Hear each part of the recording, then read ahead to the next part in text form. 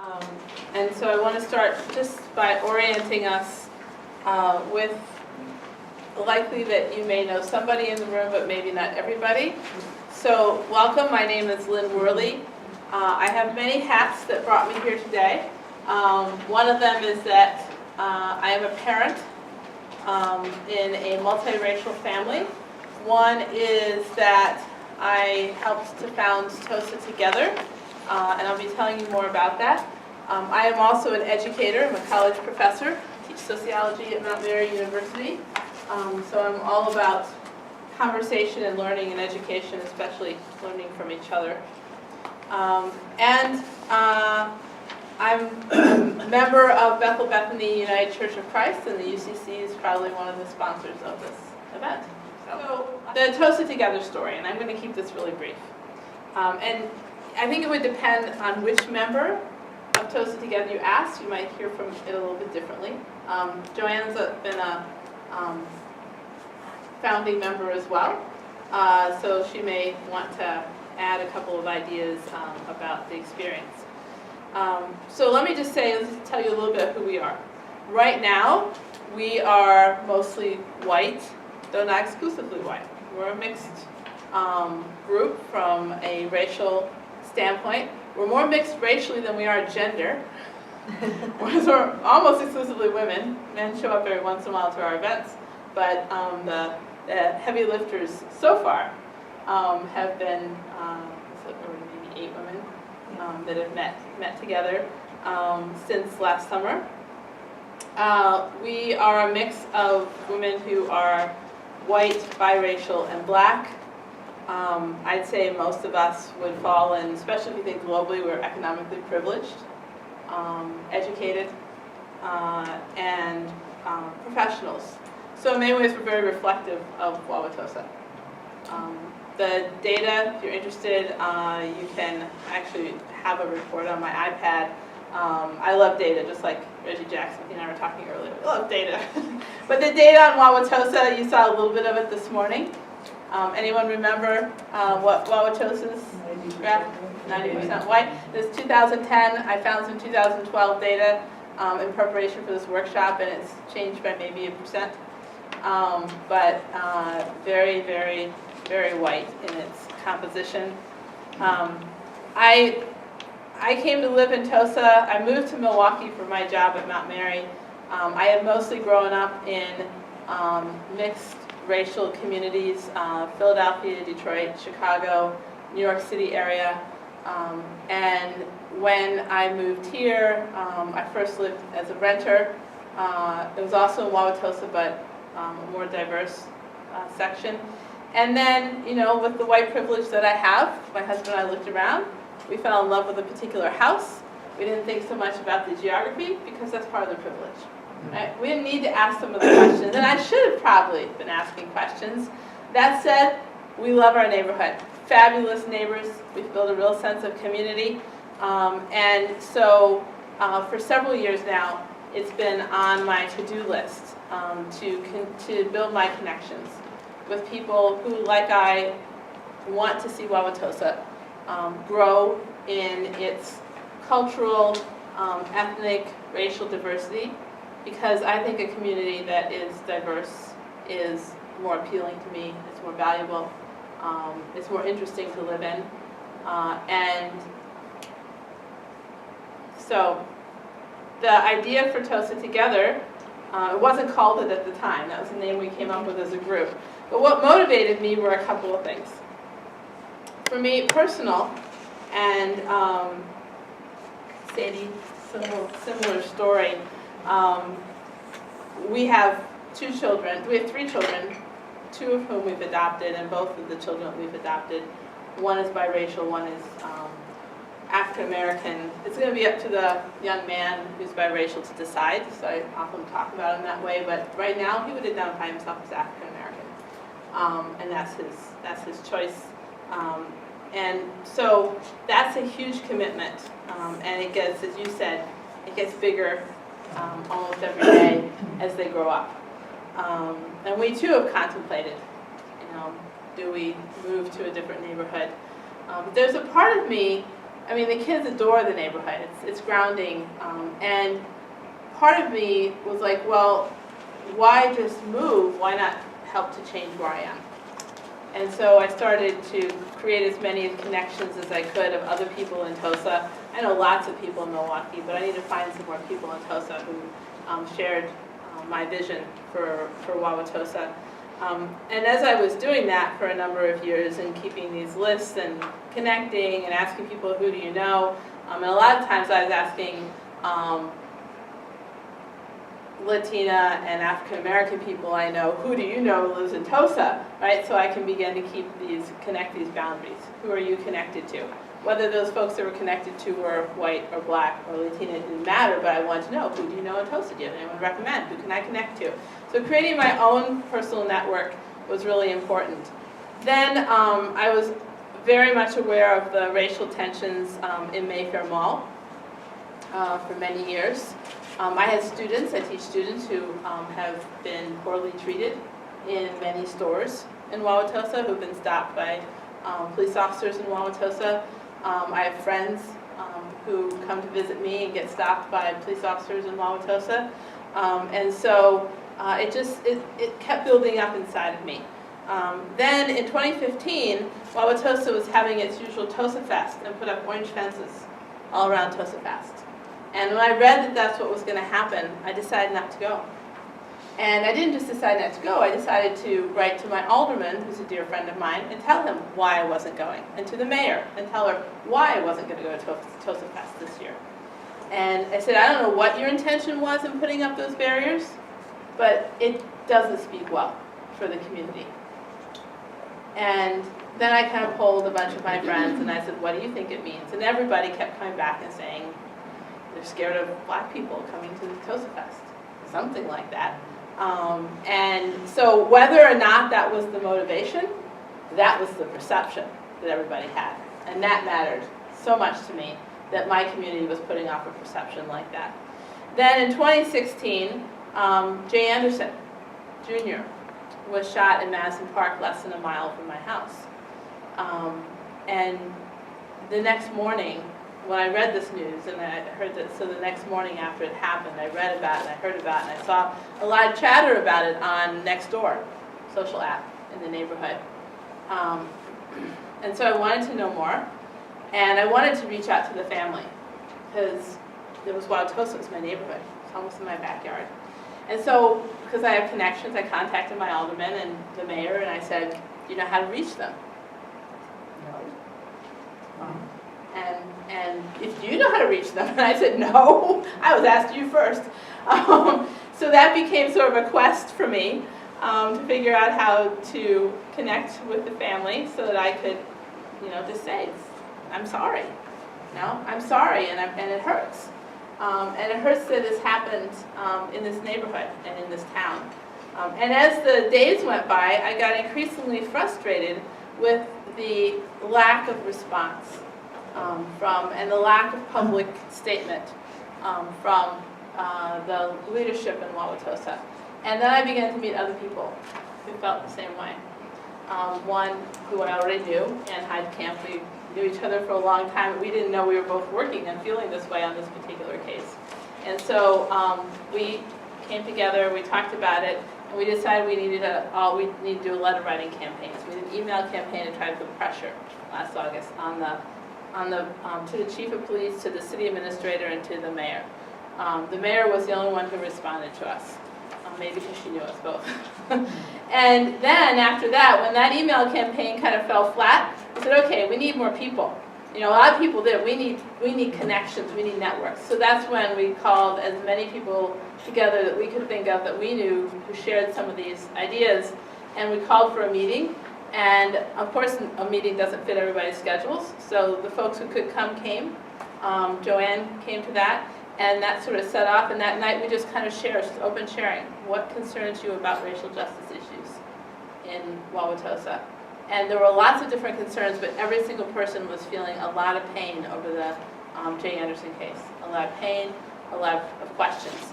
And so because of that, we decided to take that up as our first action as a group.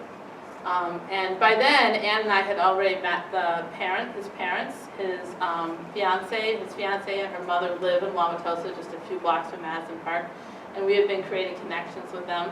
And so the group decided to move ahead and do advocacy work, to do what we could with the family. Lots of different things we did. We showed up at their events, their memorials, anything that they were doing, we tried to get some people there. And then the other thing we did was we decided when the leadership in Wauwatosa did not continue not to make any public acknowledgement of this, what was going on, we called a press conference. We invited the family, we invited everyone we could think of to invite. We filled the Firefly room at the Wauwatosa. We counted, we had about 70, 75 people there. And we just opened a space for the family to speak and tell their story. So that was an action we did in November. Then, as we were doing this, we decided we had to have a mission statement. And we're going to talk a little bit more about as we do this work together. And since then, we decided the second thing, the big thing that we would do, we continued meeting. The second big thing we'd do, one of the members suggested, let's have a Black History Month celebration. Wauwatosa's never had a Black History Month celebration as far as we could know, in the public space. Schools, yes, but not in the public space. And after a lot of discussion about what that should include, we decided we wanted to focus on the youth, on the children. And so we were joined by youth from the 2 middle schools and the 2 high schools. We had really good support from the black student unions at both the high schools participated, and so did a lot of other students. But we particularly had really good support from those 2 student organizations within the high schools. And that's, at this point now we have a bunch of other plans on what we're doing. We have ourselves structured in 2 committees. One committee focuses on educational ideas and opportunities, and the other committee is focusing on what really brought us together in the first place, which is what's the next steps we can take to connect with, to work on police-community relations in Wauwatosa. So that's the quick story about Tosa Together, who we are, and why we're doing our work. I will just read you real quickly our vision, our mission. Our vision is that Wauwatosa will become known as a welcoming, diverse community. Nothing is too small to accomplish by some time. Despite, as Reggie said, it was the city in the area with the most restrictive covenants. Secondly, our mission is, by taking responsibility as citizens, we seek to partner with our neighbors, elected officials, and public servants to live by our shared values of belonging, diversity, equity, and justice. So, we had to break that down then into these actions that I've told you about. Our work has been at many different levels, everything from very private, small group meetings with, for instance, when we were working with the family of Jay Anderson Jr., meeting with his family, we didn't want to overwhelm, so we often have a couple people do that, to these very big public meetings, to in-between size meetings for our membership to brainstorm about what are we motivated to do. So we work at all different levels. Some things that we're looking potentially at in the future. We're working on education on the racial history of our city. We've already have agreed with Reggie Jackson that he's going to come and talk in Wauwatosa about the particular, he's doing this in all the suburbs that he can get into and get groups to sponsor him to come to talk about the particular history of that suburb. So he puts together a presentation just for your suburb about what your racial history is, which gives you the tools of knowledge and education. And also empathy and understanding for how people who've been excluded from your neighborhood might feel about coming into your neighborhood, or how their family history might feel about them coming into your neighborhood or moving into your neighborhood, and the pain that might bring with it. We also we are in the process of working with the Zeidler Center on talking circles, to bring the police and the community together. We recognize that we've taken a stance as an organization about things that the police have done, which makes us need to find additional allies to help us have those conversations. Because we need allies who might be looked at as maybe not having as particular of a stance about that case, right? So we you know, that relationship is there. There's tension. I think it's a healthy tension. Our mayor came to the Black History Month program. She was very excited by it, very pleased by it. But that doesn't mean that she's or others in the city are ready to talk or feel able to talk about the case of Jay Anderson Jr. We also are looking at other kinds of structures we could read and do, and this is some things that we're going to think about now as we turn to your worksheet. We know in our community that the community read is a big deal. We know that there are very well organized neighborhood organizations. These are all structures that we're looking at ways to work with and combine with on projects. And we also, some of us, we haven't really talked about this as a big group yet, but some of us on other conversations have talked about another big issue that's happening in Wauwatosa right now is housing and economic development. And there are a whole bunch of racial justice issues in that, and class justice issues in that. So the choices that are being made in our city right now around what kind of housing to build, not just where to build it, but what kind of housing to build, are ones that are an opportunity for us to do something and stand up for racial justice. So coalition building and issues, those are things that we are working on at this point. So we're a very young organization. We're kind of formal, we have a name. We have a mission, we have a vision, and so that's been about 6-8 months now. Yeah. Right, so I don't know if there's anything you wanted to add before we move to the worksheet. Yeah, I just want to add just two things. There is going to be the Wisconsin Historical Society, maybe some of you know this, has an exhibit having to do with the housing marches, the civil rights marches, 1967, 68, and they're touring around, and they have, on their website, they have the list of where the exhibit's going to take place, and one of the places will be Wauwatosa, and in our little red store, and they will be looking for docents, and hopefully there'll be some training with the docents, but they will be looking for docents to possibly be there and be a guide and talk about the history of it. The other thing I want to just mention also about Jay Anderson Jr. is because some of you may not know, you know, what actually happened, and I don't want to go into a lot of detail on that, but Joseph Mensah is the police officer who shot and killed Jay Anderson Jr. He's an African-American police officer, I think the only one on our force. And he had, less than a year before, also shot and killed a Wauwatosa resident as well. The knife wielder. Sword wielder. A guy who had a sword. Right. Is that the one Megan's was? So twice, he was involved in fatal shootings of Wauwatosa, well, in the first case, Wauwatosa residents, and then Jay Anderson Jr. The district attorney decided not to press charges against him. So I just wanted to add that. And he decided not to because he felt like he couldn't make a case, and that was very disappointing because it seemed like such a clear-cut case in so many different ways, and a case that really needed to be attended to. But making a case is within a white, privileged, racist society. To make a case is, I'm not letting him off the hook, but it's extremely difficult. He decided not to take that on, the district attorney, nor did the U.S. Justice Department. Federal. Right. So the family still has the option of a civil case.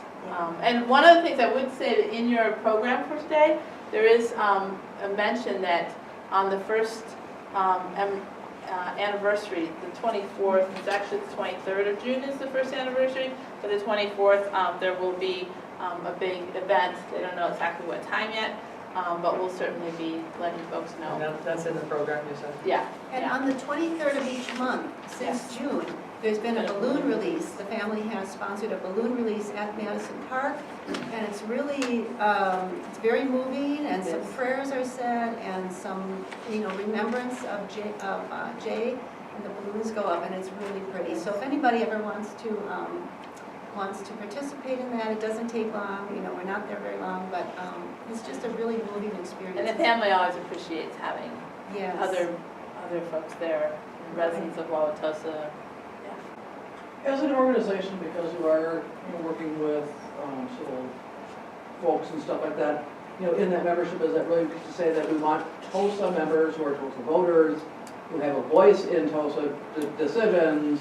Is that what this organization is? Because I'm someone who kind of is looking at how to cross boundaries, not only TOSA of the WAC, which is nice, but Right. also TOSA. I work in Pewaukee, and I have plenty, I'm told quite often that I will not go east of 124th Street. Sure. Yeah, oh yeah, that's what I've been and told that is- now. so you have- That's you have the new line. Right, so you have 124th. perceptions in both directions, Yeah. which is then, how do you say, Mayfair is actually a nice place to shop, or, that, you got two very different types of boundary, boundaries to traverse, Right. on the two sides. You're stuck, it's kind of like, we're in, Well, okay, where I live so, in Milwaukee, it's a gray zone, Right. Tulsa is sort of, you're yes. the transition zone. So exactly why So one of the there's two key things for why we came together, I talk about as a sociologist, I talk about we're, in our sociologist lingo, we're an edge city. Okay, so and I see a particular, I think everybody's responsible in the world for racism, and to do something about it. But I see an edge city in a hyper-segregated context even more so. Another reason, an edge city has a real responsibility. And so, we've talked about that identity piece, and an organization to be effective has to have an identity. And so we would never send anybody away. If you want to drive in from New Berlin to be part of us, great. We'll be glad to have you. But our actions focus on the leverage that we can bring to our city. I'm part of lots of other groups. I do my work, my racial justice work in lots of different ways. But for this one, the goal is to say, what can we do about Wauwatosa? Right. And that's in all sorts of things. Like, a lot of people don't realize that in many ways, Wauwatosa, even though the number says 90%, things, I don't even know, it'll be interesting to see what it is by 2020. But racial diversity and cultural and economic diversity is happening, it's happened in Wauwatosa, but the identity of Wauwatosa is far behind and is not caught up. Well, Our schools are, depending on who you ask, anywhere from 25 to 30% children from you have historic, you have many of whom are residents. partnership, yeah. Many of whom are residents, some who have come through various programs to allow them to be into the schools, but many of whose parents have moved to Wauwatosa because the schools were good. Right, so there's lots of different demographic things, but from an identity standpoint, an organization, whatever you are part of or decide to set up, you do have to have a clear sense of what your purpose is. When I worked on Hartung Park, our purpose was to break down the barriers. Was to say, let's forget that you're Milwaukee and we're Wauwatosa, and let's have a beautiful place to play, right? And in many ways, Tosa Together is also about that, because we aren't talking about making this diverse for ourselves. We're talking about let's make it welcoming for anybody who wants to shop here, wants to drive through the streets and not even stop, wants to live here, wants to come and visit, use our resources. This is a community that should be seen as, we want it to be seen as a place that people feel safe, and I mean safe in all ways. Safe and welcome and belonging. And that's a huge project to do, and we have a big history that we need to acknowledge. Wauwatosa has a history not just of restrictive on property ownership, but we had sundown laws. And sundown laws said by sundown, if you're not white, you need to be gone. That still is the case in Tosa? No, No. we had those sundown Thank laws. you. No. But we had those, but that's still our history. And we need, as a part of our work as an organization, is to also make people really aware of that. So then if people say, well, that's not where I want to live, then you say, well, but you own a house here, so you need to make it a community that doesn't give that vibe that doesn't make people feel that way. There are people who still feel unsafe if they're not white in Wauwatosa after dark because they'll be told they don't belong. Right? They'll be told they don't belong. Whether it's that they're walking down the street and someone calls the cops on them, even though it's their own neighborhood, they feel they don't belong. And so that's what we're out to change. So I have given you a handout called Organizing the Suburbs. I wanted to give you something to take with you.